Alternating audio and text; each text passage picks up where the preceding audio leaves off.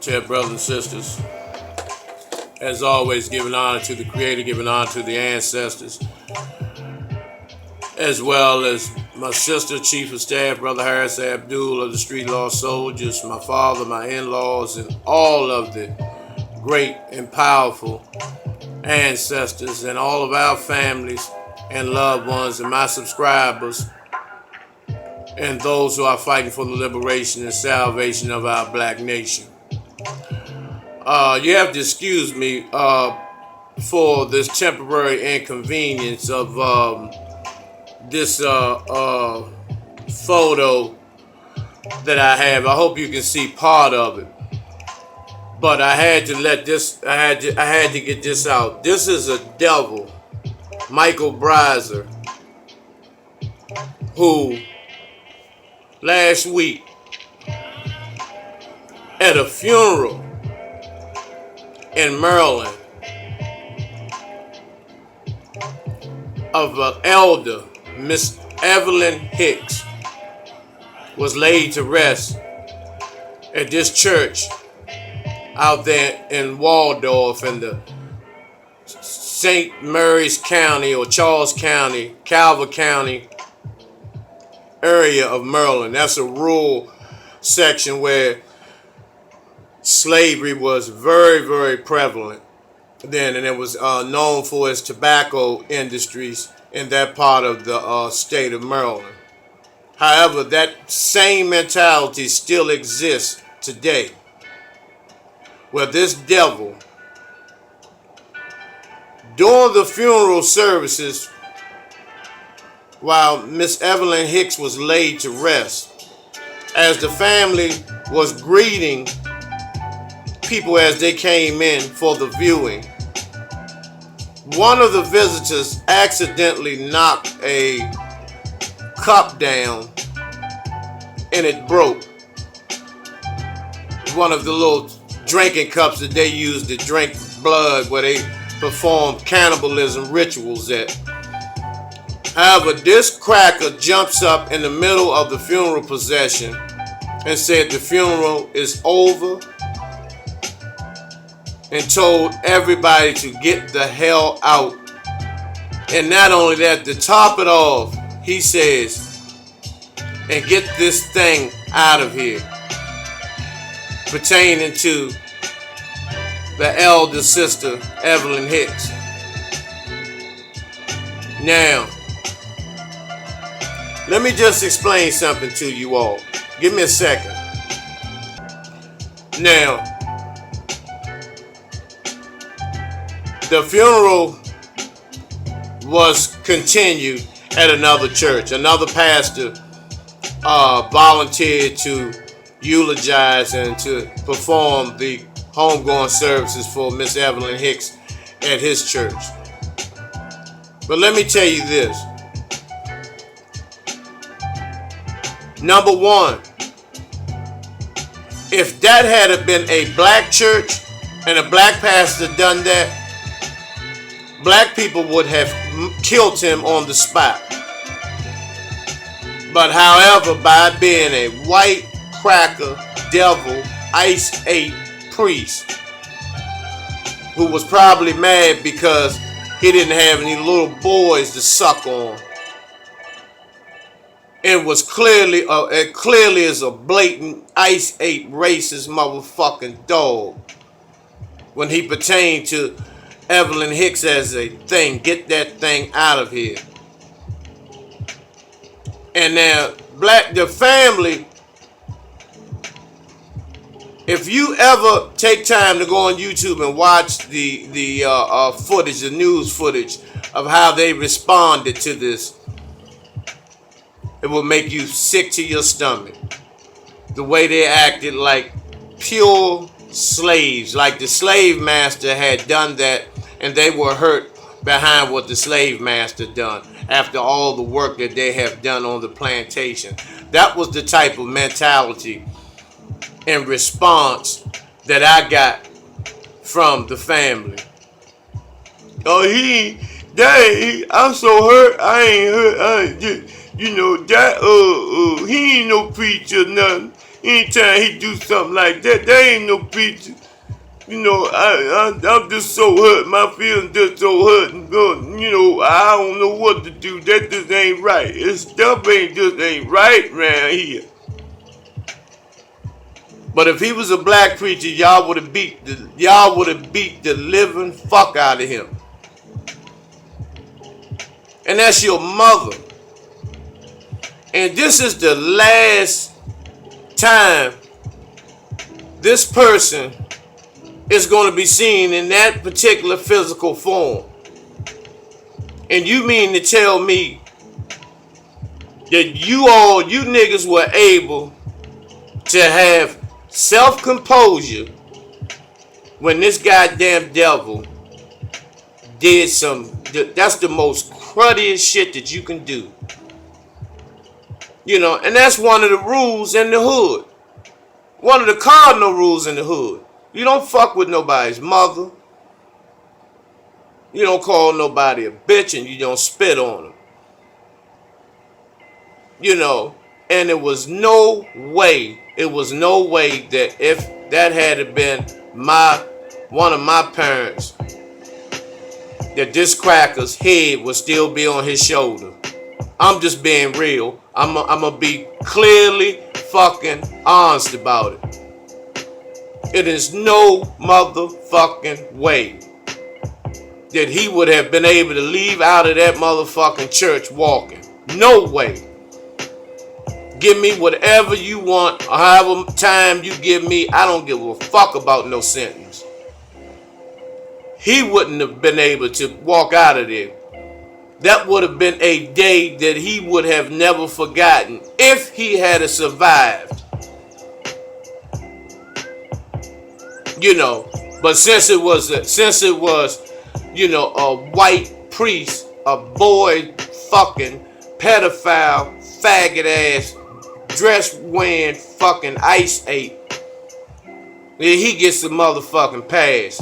And then the Archdiocese of Washington, D.C., you know, the cathedral and all that Roman Empire, they sent a letter to the family saying that, you know, all these apologies and all this bullshit, you know, which is fucking totally unacceptable. And then this cracker, he writes the family a letter talking about, don't judge him for 2 minutes of anger and rage, you know, based on what he did to that family. It's no motherfucking way he would have been able to talk about it. He wouldn't have been able to write no motherfucking letter. And that goes to show you the system of racism, white inferiority, how these motherfuckers, white privilege, walks all over our people. We allow this motherfucking cracker to walk all over us on a daily and consistent basis. Once again, had that been a black preacher, if that had been Pastor Pork Chop or Reverend Spare Rib, y'all would have beat him to goddamn within inches of his fucking life. Y'all would have trashed the church. Y'all would have tore that motherfucker up. That's the part that gets me. And then you go on national TV talking like you on a plantation. What kind of preacher is that? He ain't no good preacher. He shouldn't be doing no stuff like that. Real good preacher, that ain't no good preacher. You know, and for future references, if you are uneducated and illiterate, stay off of the media. Stay off of national media. You know, your eagerness to be on television makes you act like a goddamn fool. And this is the reason why they run over people such as those Southern Maryland families. They live in the south of Maryland because they are still tamed, trained, and domesticated. What gave him the audacity to feel that comfortable where he could disrespect a family like that. And that's based on the fact that he has control over the minds and hearts and wallets of those southern niggas down there who still look at God as a motherfucking cracker. Y'all still look at this cracker as he's fucking God. And I could never speak enough about this situation because shit like this has to end. You know, but see, you're the same niggas, you know, at the bar, at happy hour, at the picnics and cookouts that act so goddamn gorilla-fied. You show off, you buck, you'll fight your family members, you'll fight everybody at the cookouts. But when the opportunity came for you to unload your rage of 400 or 500 years of oppression, you all acted like goddamn cowards. And I don't care what nobody say. You know, all that, you know, let go and let God. No, God gave you this. God gave a lot of you the strength to bear slap his motherfucking ass. But you don't say that when it comes to somebody that looks like you. And even the police were in shock. Because the police came because they expected, you know, black people to go in a complete motherfucking uproar when something like this happens. And to call that lady a thing, get that thing out of here, was a clear indication of how he feels about black people. Plain and simple. You know, fuck you. The 3-year anniversary of Sister Sandra Bland ascension and her murder will be Friday. But I wanted to just touch up a little bit on the sister who I will always respect for the courageous heart that she had dealing with that half of a man, that motherfucking, you know, that ice monkey that you had to deal with before they took you over to the jail and you were lynched. This was a lynching, brothers and sisters.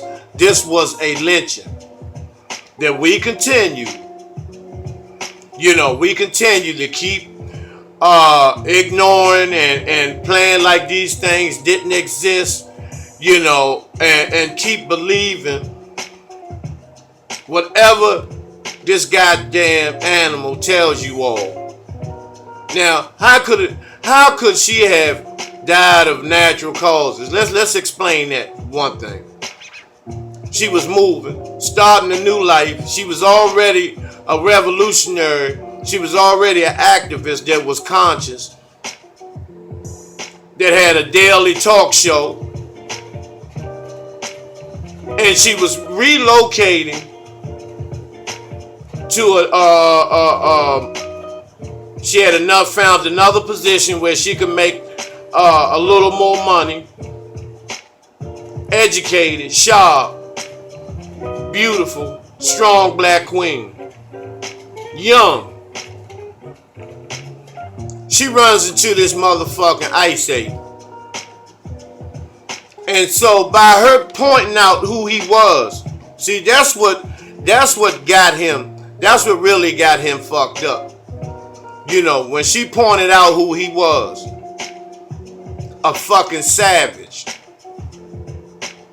When she pointed out that he was a savage, you know, a straight animal, a straight savage, he couldn't handle that. So what they did when they got her down to the jail, and she was still saying that he was going to be in trouble tomorrow, See, that let you know wasn't no suicide involved, because she was saying tomorrow in court your ass is grass. And so what they did, they got together and broke her neck and lynched her. Now the picture, they took 2 mugshots of her. The second mugshot, she was deceased.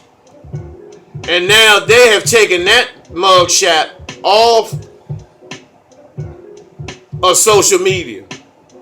That's off the internet. The second mugshot is off the internet, where her eyes was in the back of her head, and you can tell she was being held up. And they snapshot. It was a real quick snapshot. Boom! Before she could fall down.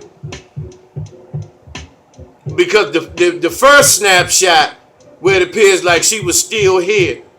See, they post that, throughout the internet.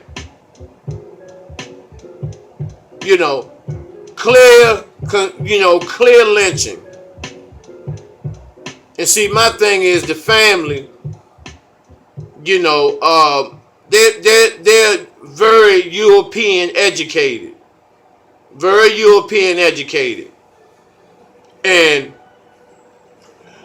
they were very intellectual, but they used too much of an intellectual approach to a lynching. And I believe they haven't followed up enough to avenge this lynching and to cram Sandra Bland down the throats of white America. This is what's supposed to happen. See, when they do these marches and these protests and these goddamn signs, and then next thing you know, the feminist movement comes in, and then the fags and the fucking dykes and, and all this Hispanic, Latino, ice ache bullshit. And everybody funnels their goddamn objectives that they have with the government and this goddamn ape Donald Trump. They funnel all that shit through one of our incidental tragedies. And then next thing you know, our people are left forgotten about. And we buy this shit all the time. And this feminist bullshit is hitting the roof. Now, and I'm clear about when I say this word. These motherfucking bitches, these white bitches want to abolish Father's Day. This is how this women's feminist shit has gone too motherfucking far. Where these white bitches want to wear pants. It's bad enough you see them on TV every show. You see a white bitch licking another white bitch. Now they got the sisters doing it. You got these brothers doing this shit. But back to Sandra Bland, who I feel in my heart was a true warrior and hero. She stood up to this devil with everything that she had, considering she was by herself.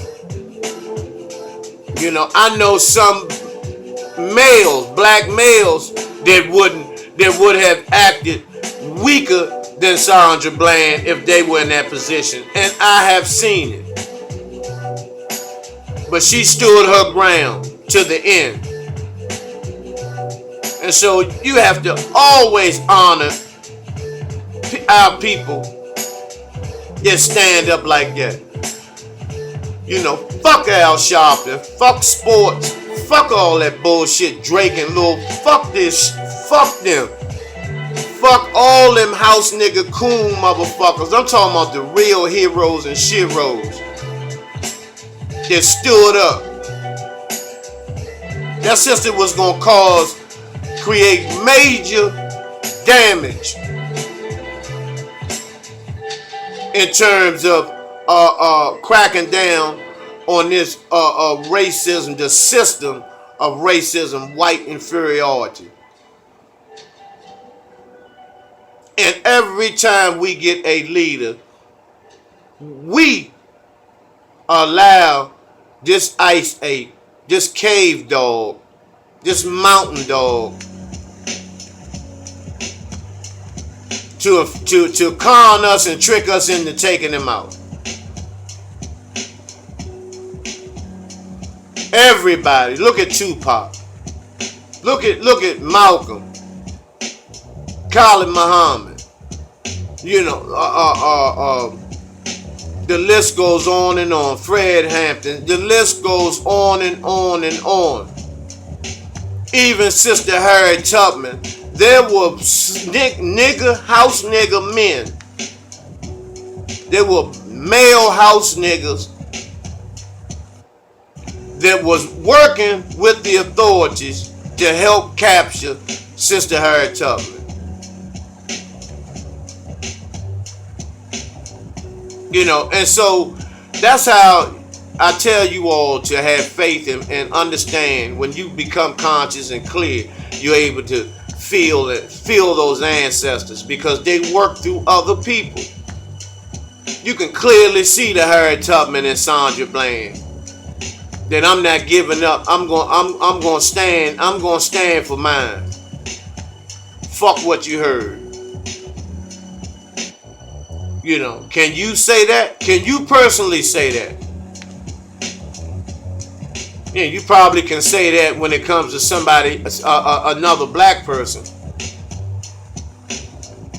Because I see it every day how our people sit up and they go on each other and talk to each other any way they want. And soon as the first motherfucking cracker comes around, they skinning and grinning and doing the motherfucking bojangle, shucking and jiving, goddamn song and dance for this goddamn ice ape.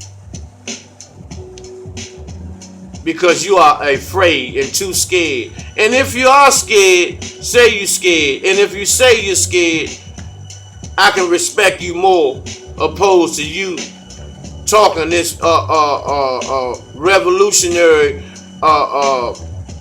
theology and mindset until you see an ice ape, and then everything changes. Because you don't want the cracker to feel uncomfortable. But Sandra Bland is a true warrior. True warrior. You know, I hope that she comes to see me, you know, and to you know, just to let me know and to let everybody know that she's okay, which I'm more than sure that she is. But a lot of times, you know, I have dreams and certain people, you know, known and unknown, you know, come to see me in dreams and to convey messages. You know, a lot of our people don't believe in stuff don't believe that because they've been conditioned to believe in the boogeyman, to believe that the white man is fucking God, and that you don't have that type of power. You know, and that the white man told you, you know, to keep being a good nigga. And because when you pass away, you're going to be in the sky walking on gold bricks. And everything that you wanted and everything that you needed down here will be given to you once you're deceased. Now, how much motherfucking sense does that make?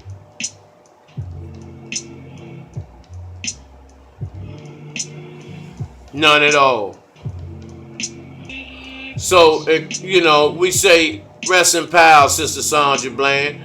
And it's possible that on Friday or the weekend, I may do a follow-up on the legacy and life and celebrate the life of Queen Sister Sandra Bland. And finally, I want to talk about WAL-MART. Now, believe it or not, WAL-MART now sells caskets and coffins. that you can buy online, and they deliver the caskets to the funeral home for, I think, $49 shipping fee. But Walmart is selling caskets and coffins now. Now, I told y'all about the New World Order.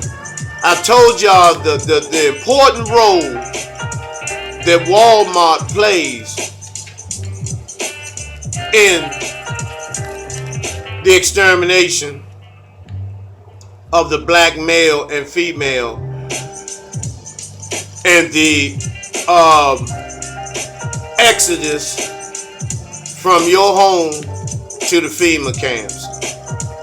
That Walmart plays a tremendous role in this ethnic cleansing process that they are planning to use, and they've been working on it every single day. Believe me, technology wise, these companies, Sony and all these other companies, are ahead of us by at least 8 to 10 years.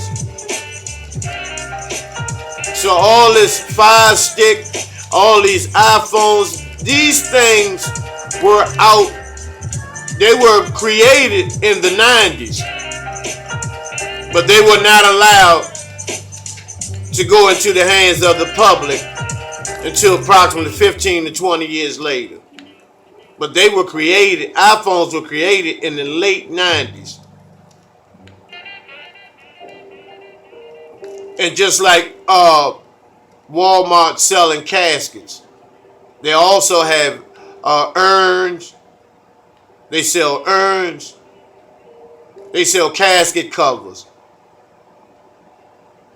Next will be, you can be cremated through Walmart. Don't ever underestimate this devil. And I keep telling you all that because this is not a game. This is not a game. Anytime a store sells caskets, and now they're going to have an automotive section, there will not be anything that Walmart will not sell. They already sell weapons. They sell guns. They sell rifles. They sell assault rifles. They sell ammunition. They sell water. They sell caskets. They sell casket covers. Food. Clothing. They have underground tunnels that go all over the country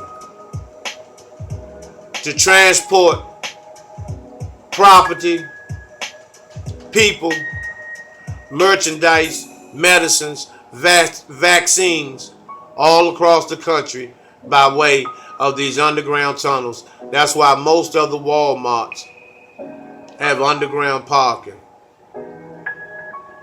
And if you take a look at how these underground parking lots are built, they have the same gates that come down like they do in prisons and federal courthouses. Same gates. Freight elevators for people. Freight elevators for people. Wake up, brothers and sisters. This shit is not a game. And if you continue to play, because you're going to lose each and every time. And I'm going to cover some more of that during the week. But I want to talk about this gentleman in closing. This gentleman here, Clifford Rozier, who was the 94 pick, first round 16th pick in the 94 NBA draft. He played for, I believe, 3 different NBA teams. But after he retired from the NBA, as most athletes do, they suffer tragic financial times,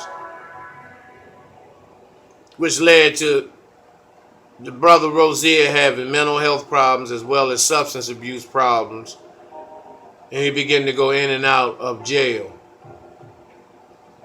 Finally, after he recently got himself together, he passed. He went into cardiac arrest and passed. But prior to him passing, he said that by being out of the NBA, by not having the millions of dollars that he had, he felt much better as a human being of not being under the whip, under the political whip of the mental and physical whip of the crackers that are the CEOs, coaches, presidents of these NBA teams, who don't give a fuck about you. As long as you are producing and picking cotton 100-something games per year and jumping all in the air like a fucking circus animal, year after year, game after game, game after game, year after year, injury after injury, that's all they are worried about. No one from the NBA came to his rescue. Now, I'm not saying that, you know, this a lot of this wasn't on him.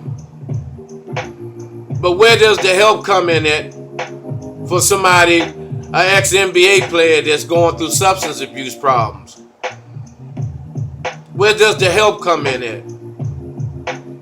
And then you have people, other black players that will not help a fallen comrade. Will not help a fallen comrade for shit. You know, and some of them, as you know, just like in black families, your family as well as mine, some of them enjoy to see you struggle and fall and be fucked up. It makes them feel better about themselves. It makes them think that they're better than you. Because when you're on top of your game, complete jealousy and hatred. But Brother Rozier, you know, may he rest in power. And I'm going to do something on these NBA, NFL black players. Once they have finished their tour of cooning, buck dancing, and bojangling, and bootlicking, you know, how is life after the NBA? How's life after the NFL?